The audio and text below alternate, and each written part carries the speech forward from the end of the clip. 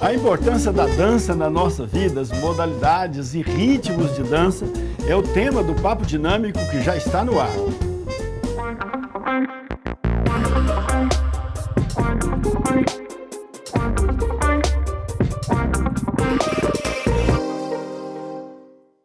Olá, gente boa, muito boa noite. Estamos iniciando o Papo Dinâmico na PUC TV Goiás, toda terça-feira, 9h30 da noite, e também no canal do programa Papo Dinâmico no YouTube, no canal da PUC TV Goiás, também no YouTube.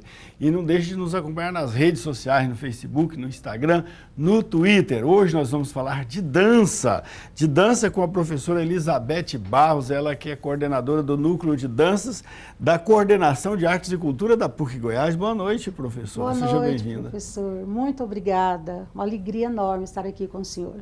Você é mestre em dança, maître em dança, que é corresponde a um mestrado em dança? O maître de balé, né, é uma qualificação que poucas pessoas recebem no nosso país pelo Conselho Brasileiro de Dança e também pelas organizações de dança internacionais e nacionais e também reconhecida pelo nosso Ministério do Trabalho. Tá, mas é um curso de pós-graduação? Ele é de formação e especialização, graduação mesmo, né, de pós-graduação. Ah, tá. Então, ok, o que se estuda nesse curso? Estuda dançar, a gente aprende a dançar ou estuda também fundamentos, teorias sobre a dança? O título de maître de balé, ele é dado, professor, a pessoas já com outras formações. Quer dizer, você já tem que ter outras formações, você já tem que ter um tempo de trabalho desenvolvido, tem que ter uma carreira já solidificada nesse meio e uma idade também que corresponda a esse conhecimento adquirido. Aí você faz algumas provas, passa por algumas aulas, passa por várias avaliações e ao final você apresenta trabalho escrito, trabalho prático, para ver se você é aprovado ou não para essa qualificação. Ok. E qual a importância da dança para a vida da gente? A dança é esse movimento, essa capacidade do corpo humano de se expressar artisticamente. E essa expressão, ela é inerente à pessoa humana. A dança, então, é uma forma de arte, uma modalidade de arte e não necessariamente uma forma de exercício. Ela consegue ser as duas coisas, mas, acima de tudo, é uma arte. É uma capacidade superior da pessoa humana de se expressar, como todas as artes. Mas a dança se expressa através do gesto simbólico e do gesto estético. Ah, entendi.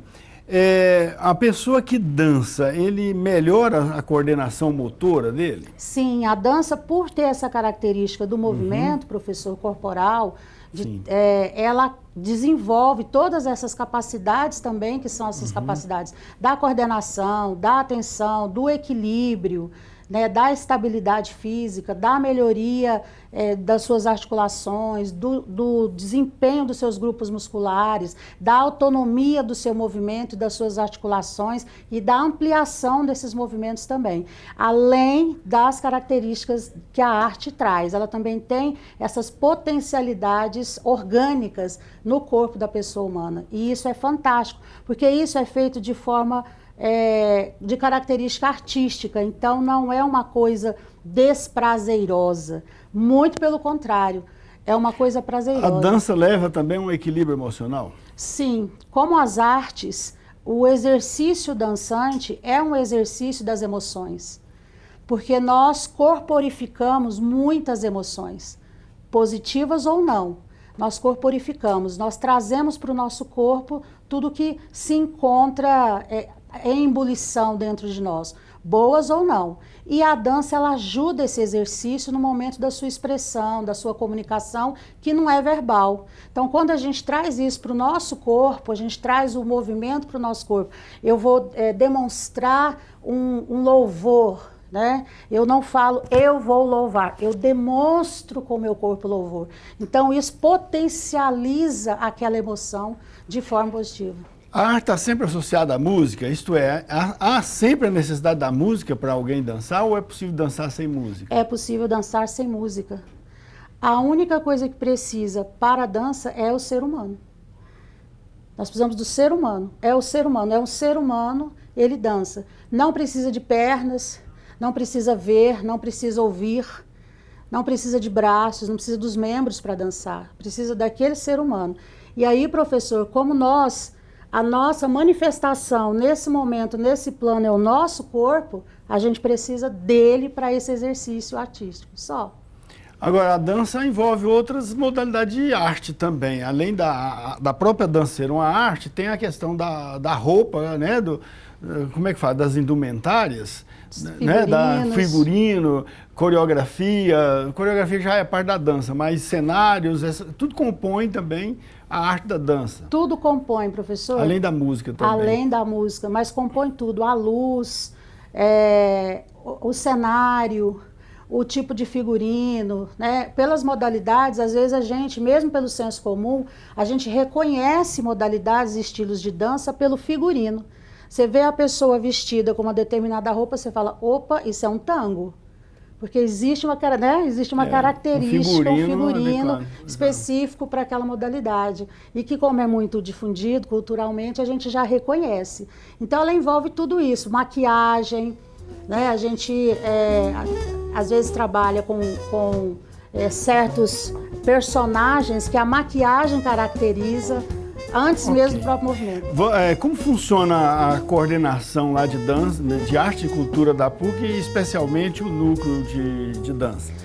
Nós trabalhamos com duas modalidades muito específicas. Eu diria que são duas correntes, professor.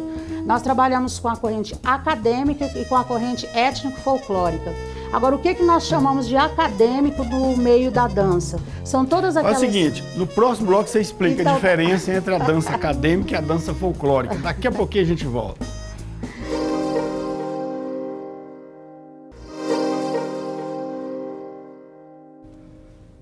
De volta com o Papo Dinâmico na PUC TV Goiás. E não deixe de acompanhar a gente lá no YouTube, no canal do programa Papo Dinâmico. Lá tem todos os programas nossos que já foram ao ar. Mais de 100, quase 200 programas estão lá disponíveis para você assistir, curtir, compartilhar com seus amigos.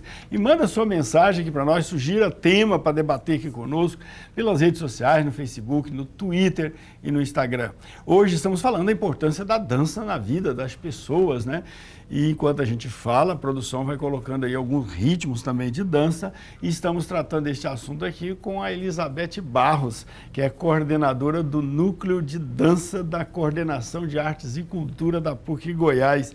Então, qual a diferença então de uma dança no sentido acadêmico e de uma dança no sentido folclórico? As danças acadêmicas, nós chamamos de danças acadêmicas ou ainda de danças técnicas, aquelas que são regidas por uma normatização específica de movimento, de música, de conteúdos, de metodologia. Então são o jazz, o balé, a dança moderna, a dança contemporânea, o sapateado. Essas danças são conhecidas como danças técnicas. As danças folclóricas ou étnico-folclóricas são aquelas danças cujos conteúdos são popularmente transmitidos. Então a gente vai falar da catira, nós vamos falar da folia, isso é balé. Okay. Nós vamos falar da folia de reis, né, da dança das fitas. O forró é uma dança folclórica? O forró tem a sua versão acadêmica, a técnica e a sua versão folclórica. E o samba? Também. Todas as danças de salão, professor, elas têm a sua característica, versão técnica e sua versão folclórica ou etnofolclórica. O mesmo se pode dizer do pagode? O mesmo se pode dizer do pagode. Por quê? Porque com o desenvolvimento da nossa sociedade, muitos estudiosos e pesquisadores recorreram, transformaram essas danças em objetos de pesquisa e estudo e produziram conhecimento científico sobre isso. Então, eles ali trataram de forma acadêmica, científica, das regras, das normas, dos principais movimentos, e isso virou um conteúdo de acesso para quem quer estudar tecnicamente aquela modalidade, mas isso não deixou de que o avô, o pai, o tio, né, a família continuasse aquela cultura, aquele folclore, né, aquela reuniãozinha, aquele forró ali na pamonha e tal, né, não deixou. Então a dança enquanto arte, ela tem uma expressão, ela é expressiva por si mesma, né, que hoje a arte contemporânea ela é arte por si mesma, não pela função, pelo papel que ela desempenha. Mas também é possível uma arte política, uma dança política, uma dança religiosa, como aliás muitas vezes a música, a pintura, a escultura, né, já foram modalidades, já tiveram, né, suas tendências políticas, tendências ideológicas, né? É possível também dança assim? Sim. Inclusive, professor, as modificações que a dança foi sofrendo ao longo da história da nossa sociedade tiveram interferências na história humana de questões políticas, de ações, por exemplo, de guerras. A mudança, por exemplo, da dança padrão balé de uma época para o que se chamou depois de dança moderna ou contemporânea, teve a ver com uma mudança de percepção de conceito de homem, no sentido da antropologia, né? Então, mudou-se o conceito. Como assim? Que homem é esse que está nessa sociedade no sentido antropológico? Que pessoa humana é essa? E isso interferiu no corpo. Interferiu na expressão do corpo e na dança. Então, a dança também, ela reage a isso. E hoje, como todas as artes, ela também é lançada para, inclusive, controle social. Né, ela também é utilizada. Nós temos várias modinhas que são lançadas com diferentes propostas, inclusive ideológicas. Tá, a gente vê agora filmes clássicos, assim, as pessoas dançando em salão, né? Principalmente valsa, né? Pode-se dizer que a valsa é um estilo da nobreza? Assim, o surgimento da dança técnica codificada, professor, foi para separar aquela expressão corporal do povo, ali do camponês, daqueles conhecidos como nobres, a nobreza, aquilo que se praticava dentro dos castelos. E essa comunicação corporal foi codificada. Lá nasce as danças de salão codificadas, a valsa, né? Ela tem um comportamento postural que quer distanciar do comportamento, digamos, camponês, né? Sertanejo ou camponês. Na época, os livros tratam como camponês. Então, por exemplo, a valsa exige uma postura verticalizada. A nossa catira exige uma postura do humilde, né? Mas a valsa já exige uma outra postura. Então, essa codificação vem de um pensamento dualístico da sociedade de um determinado tempo, né? A capoeira também é um estilo de dança, não é? A capoeira, ela existe... Era um ensaio para a luta, na verdade, mas era pelo menos o senhor de engenho achava que era uma dança, e na verdade eles estavam ensaiando para a guerra, né? Existem essas interpretações. Mas é uma dança também? Porque a gente vê o pessoal que dança capoeira, eles ensaiam dançando, né? Hoje nós podemos dizer que ela é sim uma expressão corporal, artística, dançante também, mas ela também é um movimento acrobático, ela também é um exercício de defesa, de artes pessoais da defesa. Mas enquanto a capoeira ocorria lá nos quilombos, e na Casa Grande ocorria que tipo de dança? O minueto, né? A dança de lenço, porque o contato físico nesse período... quando a gente fala, tinha as danças de salão, acho que as pessoas às vezes imaginam que é aquele salão que o cavaleiro segura a dama. Não era assim. O contato era muito mais distanciado, né? Era aquela coisa, às vezes nem se tocava, às vezes tinha que usar luvas para não se tocar, porque era considerado desrespeitoso. Né? Isso na Casa Grande, né? Esse cuidado todo, né? O lenço, né? Quer dizer, aquela dança, o lenço você toca no lenço da dama e não pega na dama, né? Quer dizer, tem toda essa característica. E o catira? Porque o catira também surge, não sei se surge, mas parece que o catira é desse meio aí. O catira se situa em que nível social nesse contexto? A catira ela é maravilhosa. A catira aqui em Goiás, ou o cateretê aqui, né, no Triângulo Mineiro, parte de São Paulo, ela surge da miscigenação de duas etnias, professor, que é a europeia e a indígena. Então, quando nós somos, então, colonizados, né, e junto com essa miscigenação, alguns elementos dessas duas culturas se reúnem para uma expressão corporal. Então, por exemplo, entre os nossos indígenas, entre o nosso povo, existe o bater de pés no chão para despertar a Mãe Terra, porque a terra é sagrada, né? Então, despertar a terra para o enterro, para a colheita, para a caça, para a guerra, para a plantação. E isso incorporado à música que os europeus trazem, a moda de viola, seguido de trovas, de versos, a vestimenta. Ah, perfeito. Vamos fazer um pequeno intervalo, depois vamos ver aqui os diferentes tipos de dança que são praticados aí pelo Núcleo de Dança da Coordenação de Artes e Cultura da PUC Goiás.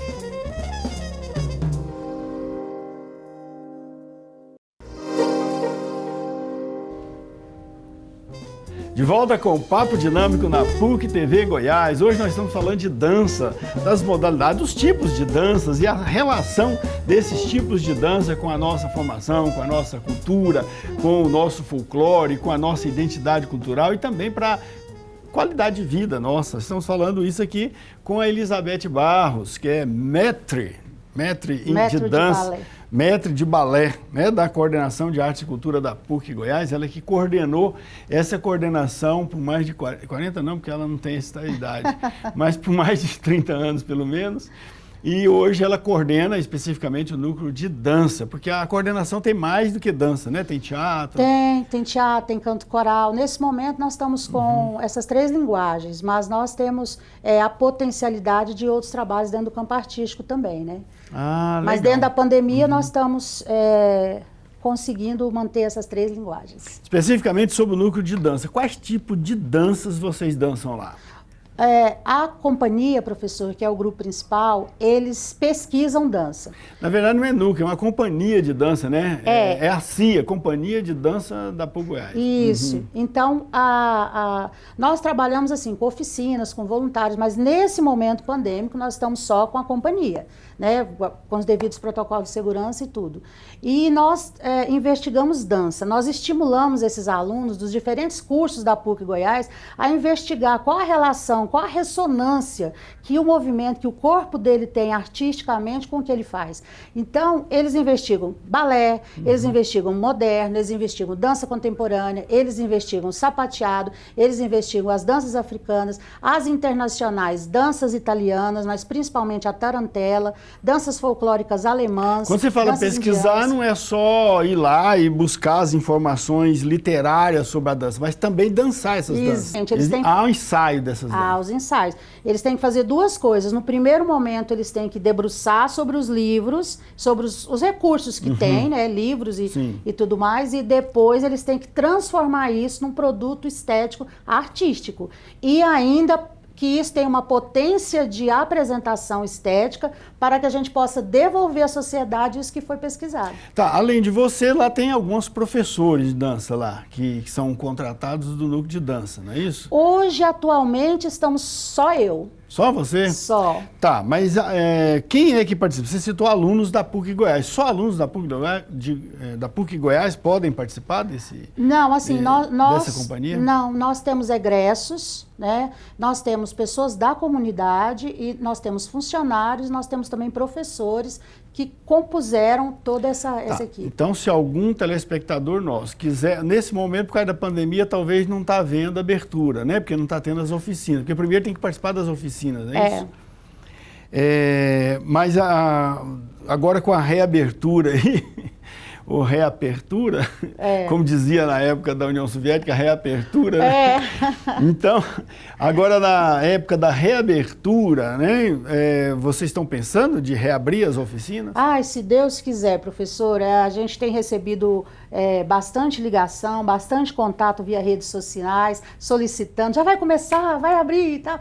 E assim, a gente está com essa esperança, né, e com essa fé de com todo esse processo que nós estamos vivendo, isso realmente chegue. E uma vez abertas as oficinas, qualquer um dos nossos telespectadores que quiser ir lá se inscrever e participar das oficinas, pode? Sim, independente da idade. E depois que terminar as oficinas demoram quanto tempo?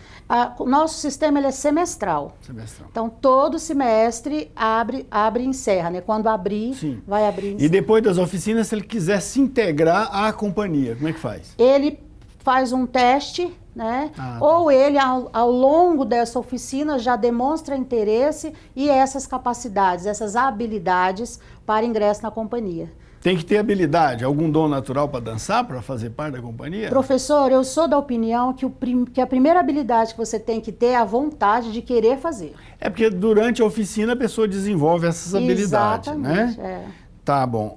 Então, hoje na companhia, além de alunos, tem funcionários, professores e ainda pessoas da comunidade lá, participando da companhia. E a companhia, ela apresenta onde? Nós apresentamos, a gente costuma falar, até brincar, porque nós vamos do Oiapoque ao Chuí, né? Assim, a gente apresenta não só em eventos acadêmicos da própria instituição, mas de outras instituições.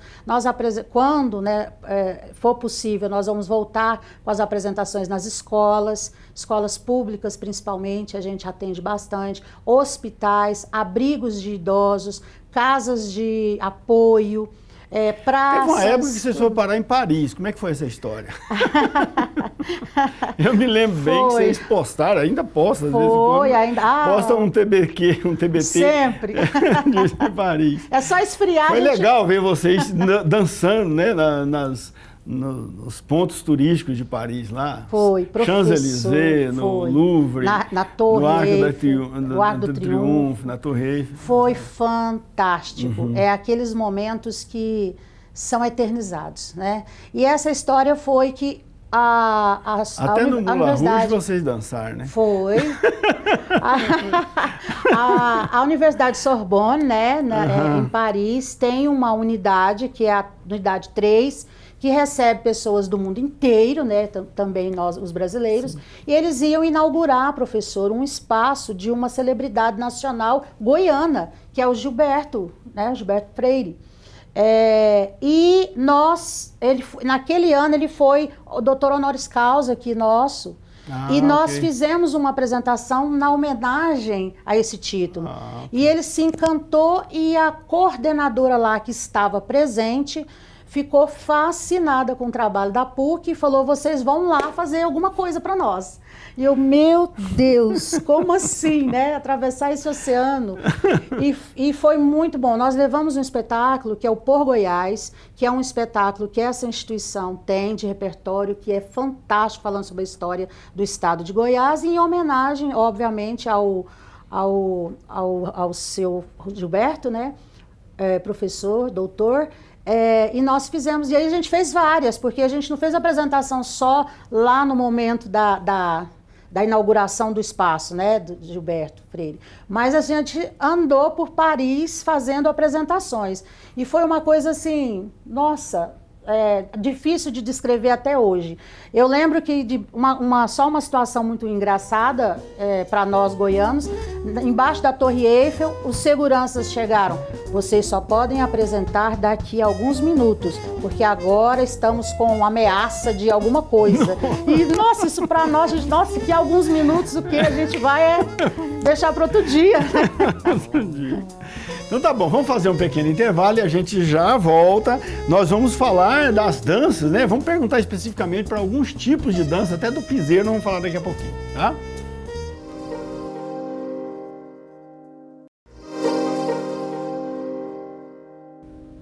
De volta com o Papo Dinâmico na PUC TV Goiás. Hoje aqui falando de dança com a Elizabeth Barros, coordenadora da Companhia de Dança Noá, né? Que é o núcleo de dança da Coordenação de Artes e Cultura da PUC Goiás.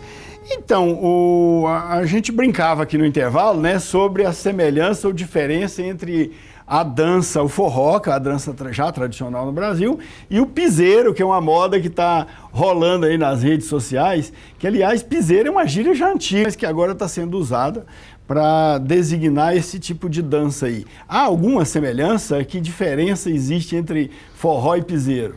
Professor, e colegas, né, que estão assistindo, com a pandemia e com essa evolução da comunicação via rede social e do tamanho de uma tela de celular, o movimento artístico dança e essa expressão popular de dança, ela também diminuiu o tamanho, o espaço, né? O corpo condensou, né? Porque tem que caber naquela tela ali naquele momento. E agora o forró não necessariamente ele precisa estar contido num movimento solo, assim. Ele pode ser expansivo. Tá aí um exemplo. Ele pode ocupar o espaço, né? Ele pode se apropriar desse espaço. O corpo se apropria de todo o espaço que está ao seu redor e a apropriação desse espaço no forró, e todos os tipos de forró, ele não tem limite, não. Principalmente as movimentações mais modernas, cabe a acrobacia, como o senhor viu aí isso aí é uma acrobacia e tudo, uma dinâmica. Esse casal aí já é também um casal consagrado na Companhia de Dança Noir, né? A Weigman com o esposo dela. Isso, com o Jaime. Nossos 2 egressos de fono e psicologia, né? Que já são profissionais. Ela começou no balé, né? Aqui, né? Ela começou aqui, ele também. Quando veio para a universidade para sua graduação. Mas ele faz balé também, o Jaime? Faz também, faz. E é fonoaudiólogo e profissional, trabalha na clínica de fono. É muito legal isso tudo. E aí o piseiro, professor, é muito engraçado, porque ele é uma forma cômica, um pouco cômica, divertida, que tem tudo a ver com o que a juventude, e nós também buscamos na rede social em vários momentos. A gente não quer ver só tragédia, né? A gente quer ver uma coisa também divertida e animada, e eles vieram para isso. E o jovem é criativo, ele faz, a movimentação é baixinha ali. Mas ele é muito diferente do forró. A música pode ser semelhante, porque parece uma música de batida popular, né? Parece uma coisa assim... interiorana, realmente parece. Agora, o mesmo ritmo pode ter diversas coreografias, né? Pode. Olha, a gente viu aí o pagode lá, o axé baiano lá, ele tinha várias coreografias, né? Aquelas bandas baianas, né? Que eu já até esqueci o nome lá, mas do Tchan. O Tchan tinha uma coreografia, o outro cantava a mesma coisa, mas tinha outra coreografia, não é isso? E a coreografia não é necessariamente um tipo de dança diferente. Não, assim, você pode interpretar, as interpretações são ilimitadas. Mesmo catira, por exemplo, eu posso dançar o catira de diversas formas. Pode fazer a catira de diversas formas. Existem as formas tradicionais, mas nada impede que seja feita uma leitura contemporânea, uma homenagem, uma bailarina clássica que homenagear a catira. Agora, tem dança altamente sofisticada, como a gente tinha aqui a companhia de dança Quasar, não sei se ainda tem em Goiás, sumiu, mas andou pelo mundo inteiro, fez muito sucesso. Eles tinham um tipo de dança extremamente elaborada, não é? Eles começaram trabalhando com dança contemporânea. Há alguns anos, até onde nós sabemos, eles já mudaram, eles chamam de vanguarda, né? Porque... contemporâneo é aquilo que está sendo feito agora. Se foi feito em 1980, já não está tão contemporâneo assim mais a nível de movimentação dançante, né? Eu hoje, por exemplo, digo que a dança contemporânea do momento, entre os jovens, são as danças urbanas. Tá, e a dança pode ser individual ou tem que ser necessariamente coletiva ou em dupla? Não, essa aí é a potência da dança como arte, como expressão. Ela cabe tudo. Ela cabe individual, ela cabe você na sua privacidade, ela cabe você no palco, ela cabe você no banheiro, né? Ela onde você quiser, você na cozinha, você no seu quintal, no seu terreiro, mas ela também permite a dupla, ela permite o conjunto, ela permite... Eu tenho um sonho aqui na PUC, professor. Meu sonho aqui na PUC é que quando essa pandemia passar, eu quero pôr 100 bailarinos no teatro do Centro de Convenções da PUC. Eu já assisti um espetáculo seu que tinha mais do que isso uma vez. Mas eu queria colocar... Dança no ar, né? Exato. Agora, existe idade adequada para a pessoa dançar? Não. Todas as idades, o movimento, a expressão devem ser estimulados. Agora, existem modalidades e técnicas, professor, que são específicas de acordo com a maturidade corporal e o desenvolvimento muscular e articular daquele corpo. Tá, como eu posso saber se eu posso dançar e qual o ritmo que eu posso escolher?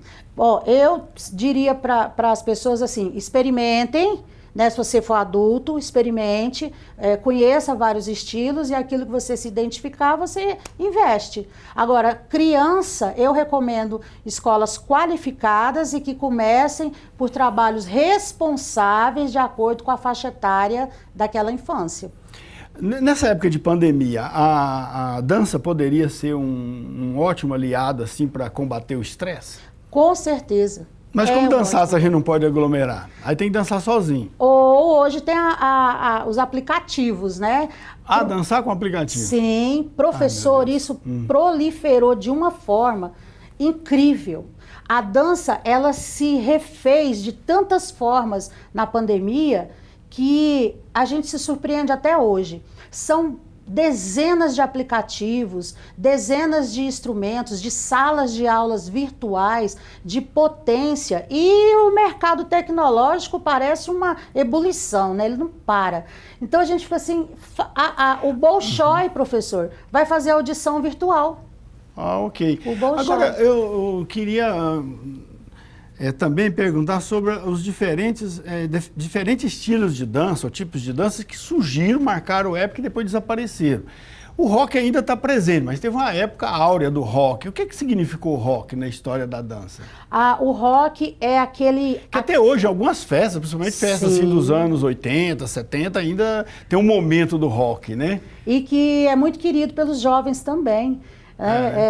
Nós estamos sem condição de fazer festas, mas quando fazem as festas que você coloca um rock, a moçada adora. O rock, enquanto modalidade musical, ele tem uma quebra do ritmo que era conhecido, o ritmo da valsa, que é o ternário. Então, o ritmo conhecido da movimentação, da estética daquele momento, era 1, 2, 3, 1, 2, 3, 1, 2, 3. E quando o rock surge, ele surge como inclusive um marginal. O rock surge como um marginal, porque ele entra no ritmo quaternário. 1, 2, 3, 4, 1, 2, 3, 4, 1, 2, 3, 4, 1, 2, 3, né? Começou. Legal. E aí ele dá uma depois dinâmica. do rock veio a discoteca, né? Com Olivia Newton-John e John Travolta. Né? Fizeram um sucesso no cinema, no mundo inteiro. Eu mesmo dancei muita discoteca, dancei rock também. Passou. E nós tivemos aqui no Brasil a lambada, que também surgiu, fez sucesso e desapareceu. Por que isso acontece? Porque a dança, como expressão artística, professor, ela acompanha o movimento cultural e social vivido. Então, houve uma necessidade de, como eu disse para o senhor, de reformulação do conceito de sociedade na época em que deixou o clássico um pouco mais de lado e criou um novo estilo. Da mesma forma que os estilos vão surgindo. Esse que a gente falou anteriormente, o senhor falou do piseiro, né? O passinho piseiro, ele já é uma outra manifestação de um tempo, que também vai desaparecer. Eu queria fazer mais uma pergunta, eu sei que o tempo nosso já esgotou, mas eu queria que a produção aguentasse só mais um minutinho para eu ouvir de você uma resposta. A dança ajuda a vender a música? Por exemplo, a gente vê que muitos artistas que dançam vendem mais. Não sei se eu estou certo, eu tenho essa impressão, né? Que o artista que faz um lançamento acompanhado com um ritmo, com a coreografia, geralmente faz mais sucesso que outro que não faz assim. Eu estou certo ou estou errado? Não, o senhor está certíssimo. Professor, o senhor ouve uma música, o seu corpo sente a música aqui. O senhor vê uma obra de arte, o seu corpo vê a obra e sente aqui. Se você vê uma dança, você não só a vê, você a ouve e você vai em direção, porque você identifica um ser humano, um corpo humano, e a gente tem uma identidade com o outro ser humano. Já viu que a gente busca na natureza formas humanas, né? Então, quando um artista vai lançar uma música, não sei, ele cria o corpo de baile dele, ele atrai a atenção não só para ele mesmo como artista, mas para toda a obra musical que ele está fazendo. Então, as bandas musicais, de um certo tempo para cá, todas desenvolveram junto com o seu cantor, vocalista lá, o corpo de baile. E tem até uma profissão específica para isso, que é o coreógrafo de bandas de música. De música, perfeito. Beth Elizabeth Barros, obrigado pela presença, foi ótimo, excelente o nosso bate-papo. Espero que o nosso telespectador tenha curtido muito, né? E muito obrigado, boa noite para você. Boa noite, professor. Obrigado. Valeu demais, gente. Vamos dançar. Dançar, ok. E para você que dançou conosco aqui nesse programa, um grande abraço e até a próxima. Vem de ladinho que eu te ensino. Vai lá comigo pra valer. Só eu e você.